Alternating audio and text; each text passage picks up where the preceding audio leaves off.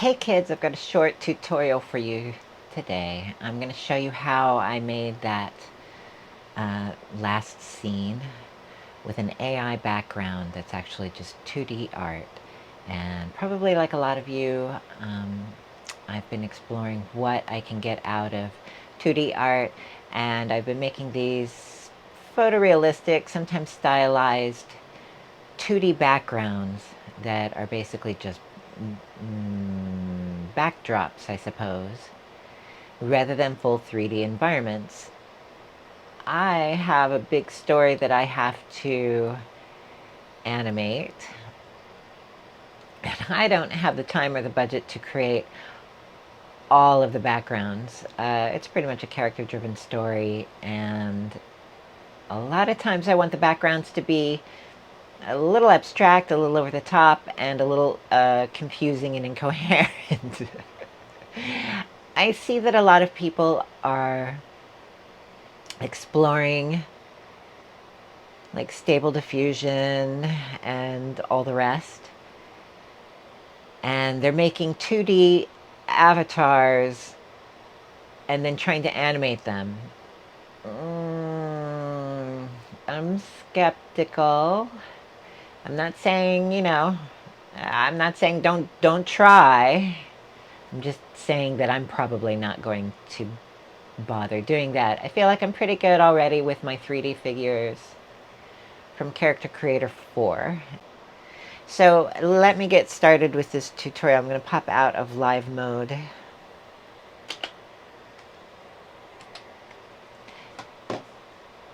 And as you can see, my background here, it's just a background.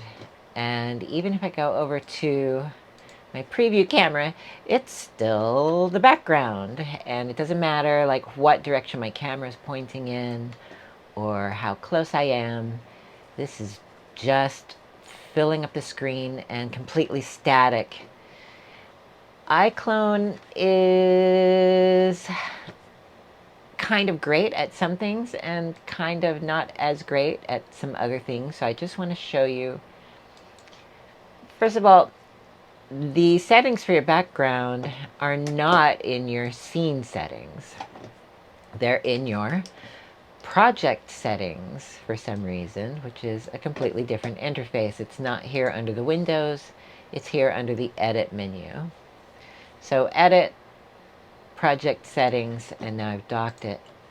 And you can see down here I have 2D background and I have it activated. Now I didn't render it this way. In most places where you're going to render AI, it's going to give you either a square image or you're stuck with what ratio the AI gives you. And then you'll end up upscaling. So basically I rendered this in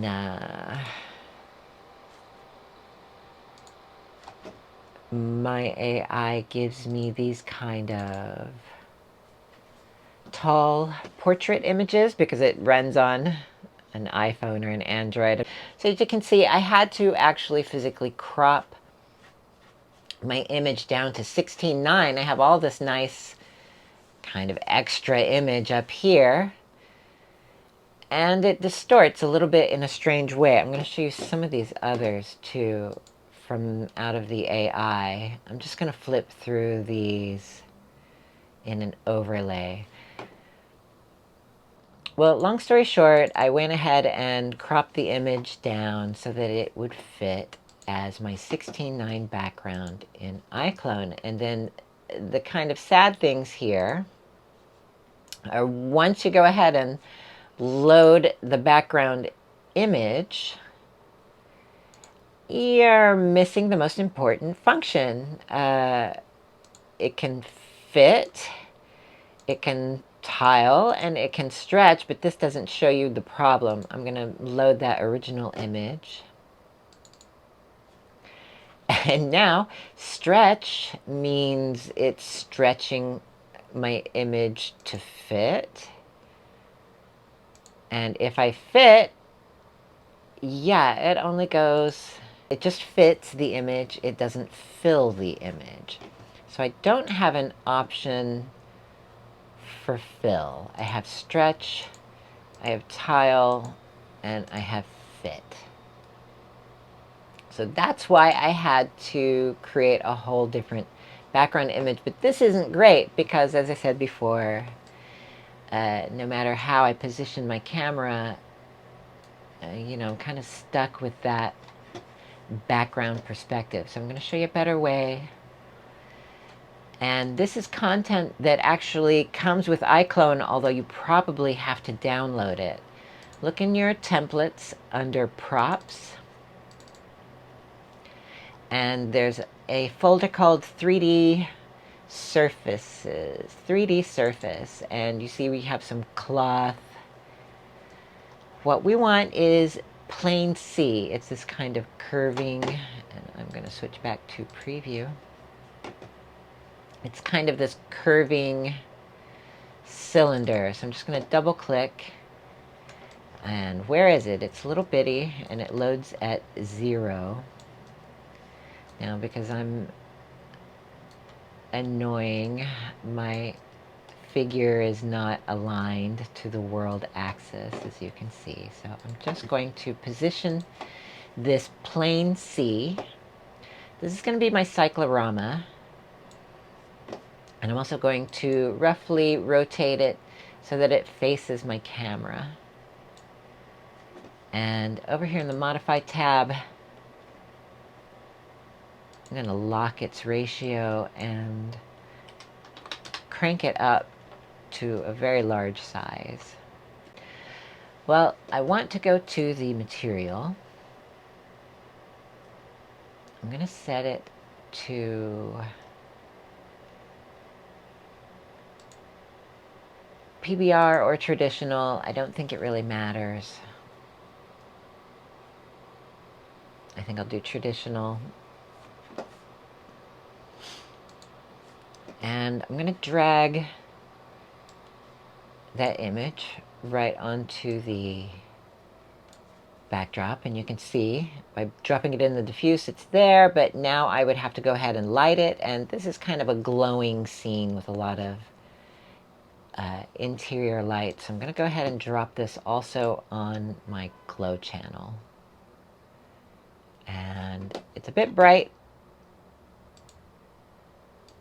And you see we have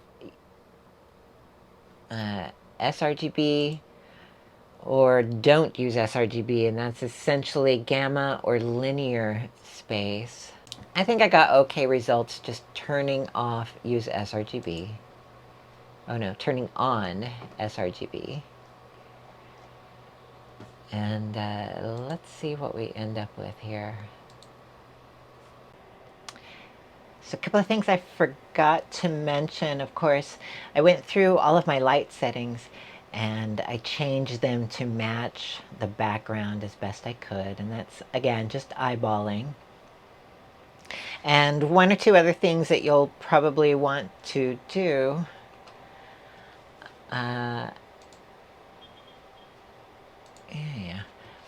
On my cyclorama,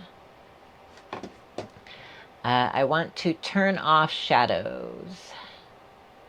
No shadows, so it doesn't receive or cast shadows. I still get occasional spotlights hitting the cyclorama, and for the most part, that's why I put it in the glow channel and in the diffuse channel. Now what I have is a parallax camera that is not strictly the background, but as you can see, it's not the greatest. It does not have a very logical 3D proportions. So what I'm going to do is go ahead and move it backwards.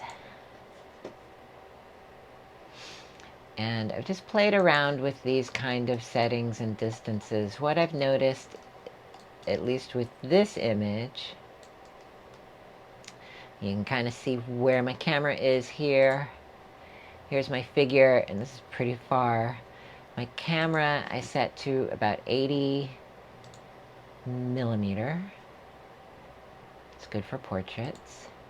And I'm going to go ahead and move this about as far again backwards. And, you know, this is kind of by eye. You might want to do it a little better than I have, but I'm just trying to get through this pretty quickly, so.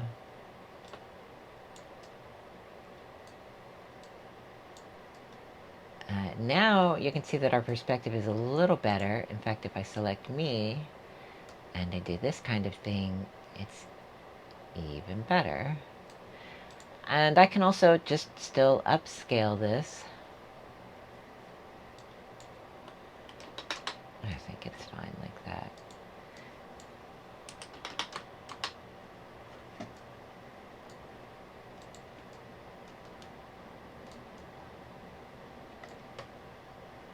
Okay, now I can't really, because of the way this image works, I can't really see the edge lines. So just for this, I'm going to go back to my project settings. I'm going to set a background color that's something hideous.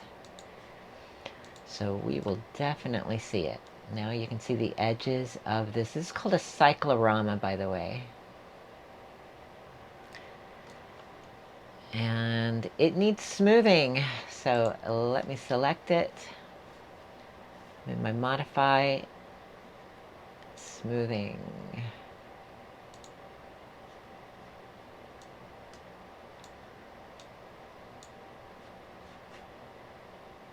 It doesn't actually smooth the geometry, but it does seem to smooth the image. There's a slight distortion there, maybe, if you can see it.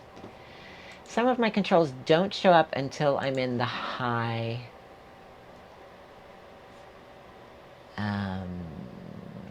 quality settings.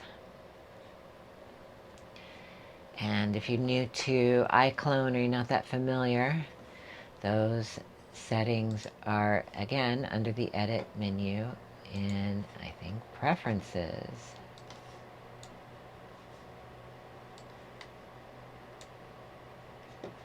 So we have different settings for, under real-time render, we have high and medium. So you'll get all kinds of different settings here. Now, where is my figure? I am down here.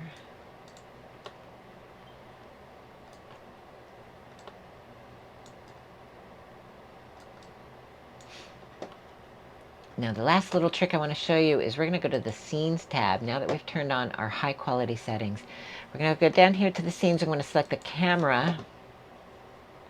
And I have depth of field turned on. And you may not want to do this with a fake cyclorama background like this.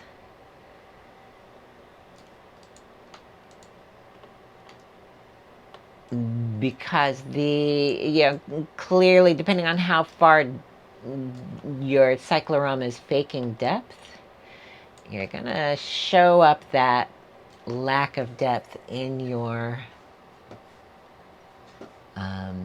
depth of field setting. So when I activate this, I'm going to unlock near and far effect because I don't have anything in the foreground. So I'm not going to blur the foreground. I'm going to set these near and far transitions to pretty shallow. I think these are centimeters. So that's like 1/2 meter and 1/2 meter. Deeper and closer than what my target is. And if I just go ahead and select my target as the figure,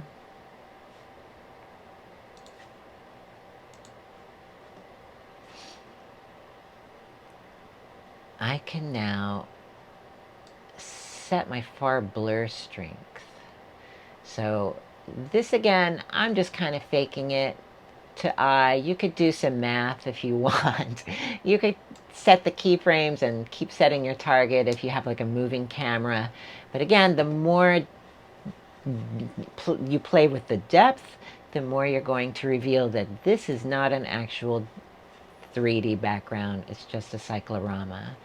Where it works is in parallax. So if I move my camera and I orbit my figure, I've got some pretty great looks. And I can shoot all the way, kind of an up shot. Very ominous. And you can see where that green pops in, that's my edge. So as long as I'm playing with my keyframes and staying within this rotation, I can get some nice camera movement. And even some different depth.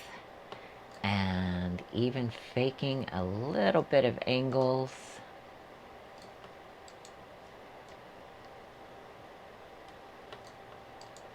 And also just moving the camera side to side and up and down, basically tracking the camera, orbiting the camera. These are all great parallax effects.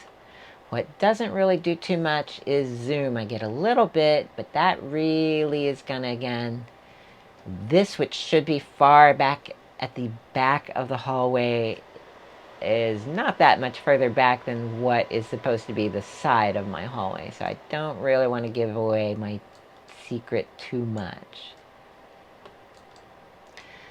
But as you can see, I still am getting a pretty good look. And just remember to fix your blur strength.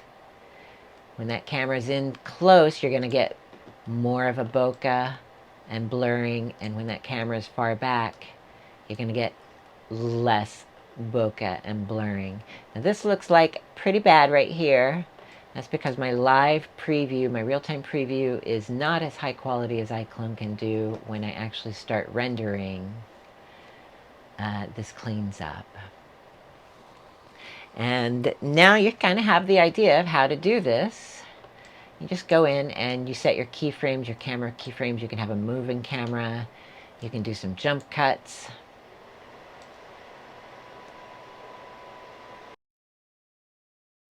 So here's a completely different kind of scene. It doesn't have that sci-fi glowing background. And as you can see, I haven't actually gone through all of my lights to match. Okay, so this would be apparently this window. So what I would want to do is go ahead and just grab that right from the screen color. And you see I have this edge light here. Let's see if I can find that one.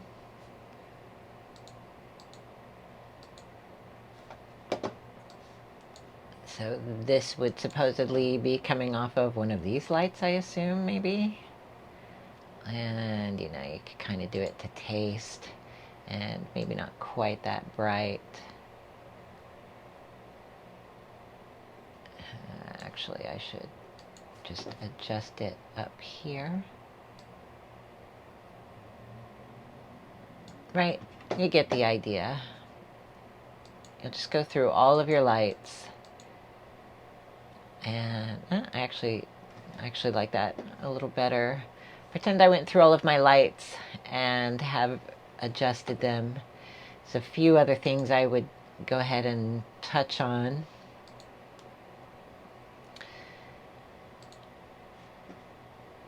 Maybe, for instance, adding a little bit of post effect can help to anchor the figure with the background. And of course, you can do any filters that work on your camera are going to work on your, not background, I'm sorry, cyclorama. And yeah, so you can see it's the same idea, same cyclorama.